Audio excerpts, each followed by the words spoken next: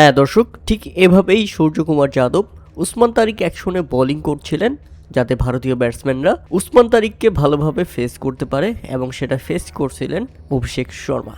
শুধু একবার দুইবার নয়, কয়েক ওভার বোলিং করেছেন সূর্যকুমার যাদব, ঠিক একইভাবে যেভাবে বোলিং করে থাকেন সাধারণত উসমান তারিক। কেননা ভারতীয় শিবিরে প্যানিক তৈরি করে ফেলেছে উসমান তারিক।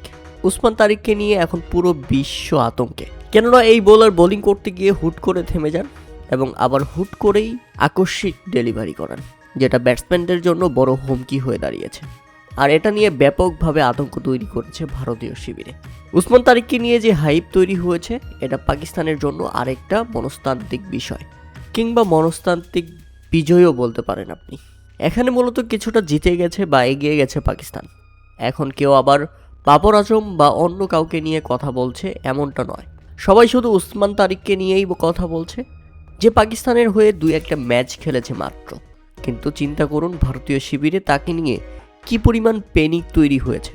এমনকি সংবাদ সম্মেলনে সূর্যকুমার যাদব বলেছেন, আমরা উসমান তারিক স্টাইলে অনেক প্র্যাকটিস করেছি, আশা করি সেটা আমাদের ভোগান্তির কারণ হবে না, কারণ আমরা অনেক পরিকল্পনা করেছি, অনেক কিছু ফিজিক্যালি ট্রাই করেছি এই অ্যাকশন থেকে মুক্তি পাওয়ার জন্য, এবং আমাদের ব্যাটসম্যানরা পুরোপুরি ফিট উসমান তারিককে খেলার জন্য।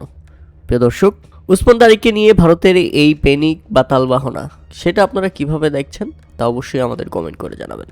এই প্রথম পাকিস্তানি কোনো ক্রিকেটার ভারতের ঘুম হারাম করে দিয়েছে বিশ্বকাপের মঞ্চে।